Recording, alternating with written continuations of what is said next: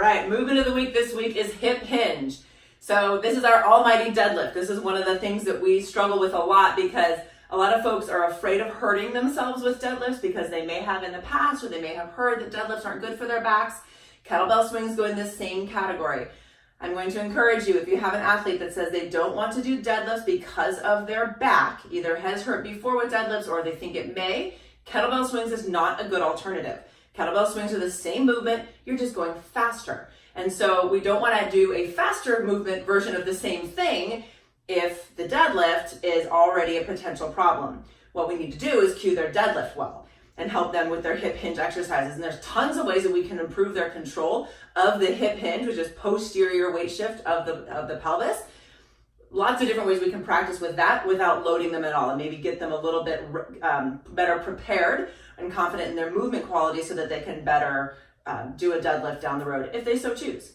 So one of the things that we found to be most effective with training the hip hinge is using a dowel for some feedback for a couple of different reasons. You guys have all seen the test where you put yourself one of your feet away from the wall, so 2 feet on the wall, heels against the wall, step forward with one foot, step out with the other foot. So now I'm standing one of my feet away from the wall. And I can hold the dowel as if it were a weight, and I just press my hips back to the wall behind me. And so, just so you can see, your hips move back toward the wall behind you. And that's it. It's very simple.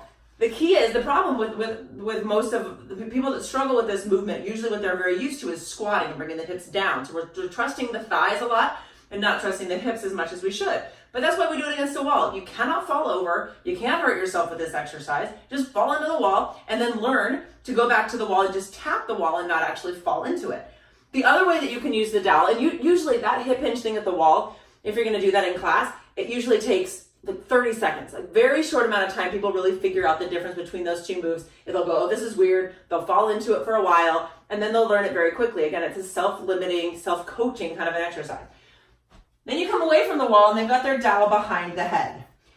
My advice is to tell people to move their hair if they have a cute ponytail in the back of the middle of the head, put it up high, put it off to the side, because it will affect the movement. It affects your neck posture. If you've got your beautiful hair tacked to the back of your head. You have to think about these things when you're coaching women. So the dowel goes in the back of the head. It also is touching me between my shoulder blades and on my tailbone. And then all I do for this drill is I move my tailbone back, I bring my chest, my heart toward the floor, and I keep all 3 points of contact on my stick. If I round my spine, I will feel I now have 1 point of contact. My head is no longer touching, my tailbone is no longer touching. Again, people will say initially, this is impossible. It feels so weird, and that's perfect because that means they're relearning the movement. And we're interested in finding stability and functional movement in our athletes for the long term. And so if this is the version of the exercise that they need today during that 1 minute of the workout where there's going to be kettlebell swings or something, if they can't do the hinge well without any weight, adding weight to it, as you know, is not going to help it get better. What will help it get better is proper coaching with some good feedback. And because you can't have your hands on them the whole time, give them a stick. That's what our PVC pipes are for. It's got to be long enough to hit the head. Again, some of our people will have posture so that they can't physically get their head back there. It will feel really kind of painful, or they might be doing this, where they're kind of like putting the top of their head back to the stick. And that's fine. If that's the case, if they physically can't get into line, these are the people that when you're doing a wall sit, their head is off the wall. They can't get their head to touch the wall. If that's the case, if you have people like that, just work on keeping the tailbone and the upper back together and keeping their neck as neutral as they can. So that means as they come forward, they're not going to look forward. They're going to be looking at a space, maybe 3 or 4 feet in front of their feet, so that they can keep their neck from moving throughout that movement.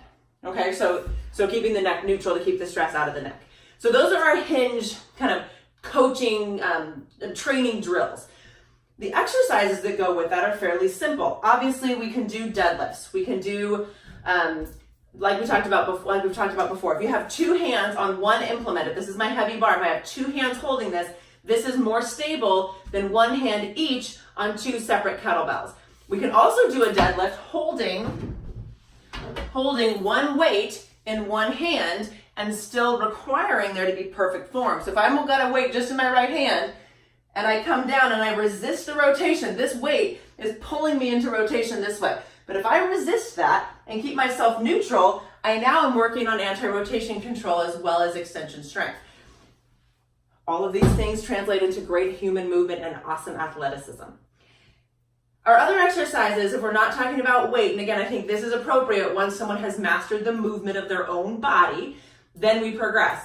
2 exercises that I think are all-stars in terms of training hip hinge control are the single leg deadlift and the side lunge. I think calling it a side lunge is a little bit of a mistake because then we're thinking lunge pattern. This is very different from forward and backward lunges in a couple of very important ways. We step to the side with the lunge, with this, we're gonna call it a lateral hinge. One of the coaches, Nicole Cartwright and Davis, made up the name lateral hinge because of that very reason. We don't want to be thinking lunge, we want to be thinking hinge.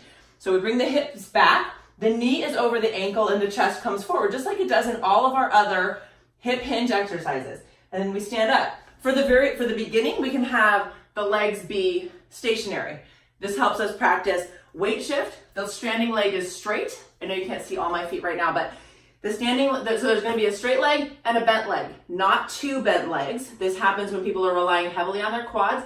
The back leg needs to be straight.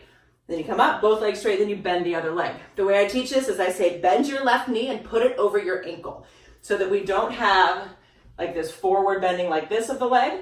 We want there to be backward shifting of the hip. The knee is flexed, but it's right over the ankle.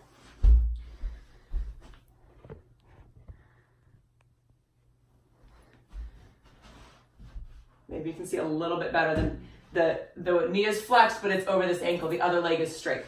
After practicing that, after coming very comfortable with this side-to-side weight shift, so that's what you put in the warm-up, stationary side lunge. After that, we can move with it. So we stand up, we lunge out to the right, stand back up, out to the left, stand back up. I don't suggest that this be the first exercise in this category because it's a fairly big stretch for the adductors, inner thighs. So that's why we do the stationary one first. Master the stationary one, add this side stepping. If you need more, you go side lunge to post. Balance, hit it, back down, hit it. You're only balancing in that posted position for just a few seconds to make sure you've actually balanced yourself, like I did on my first rep, not the second rep, and then you go back down into the lunge. Decelerate, re-accelerate in the other direction, don't fall over that way, and then drop back down. And of course you do both sides. There's a harder side, you do more time on the harder side. Now, single leg deadlift. Thank you for hanging in this long. Single leg deadlift, we do the same positioning that we did with our deadlift drill. So the spine is straight. My pelvis is facing forward. My chest is facing forward. As I come into my movement, my chest and my pelvis are facing the floor, facing my standing leg. My lifted leg is strong. It's not sagging here. It's straight. I'm kicking that wall behind me. Chin is tucked, tilt, and come back up. Most common mistake here is that instead of keeping the belly button facing the floor, we want to do this. We want to turn it into half moon because that stacks everything over the thigh that's supporting us. Holding the dowel out in front for a little bit of balance help is sometimes a nice piece of feedback. A hand on the lower back can be helpful. Coaches, as you go along, you will see this change needing to happen for your girls. You put your hands on their hips and you give a little bit of a tilt. Not so much you're pushing them over, they're almost gonna fall over anyway. Or you can tap. So if I'm on my left leg and my right hip is sort of flaring up like this, my coach might come by and say, roll this hip toward the floor. Little tap here, roll this hip toward the floor to fix it. Okay? So single leg deadlifts. If that is all, and holding onto the TRX or a dowel or even a bar, piece of wall is a great way to give yourself a little bit extra stability and really practice that movement well. If that's all you worked on, if all you worked on was that lateral hinge and single leg deadlift, your deadlifts and kettlebell swings would automatically get better. Of course, once we load things, we have to be careful again and kind of gradually progress in a way that makes sense. Be picky. Don't let this one get by you. Make sure your athletes are doing this in a very safe way, because then you're coaching them to be greater humans and greater athletes. Nice job. Have fun with the hinge.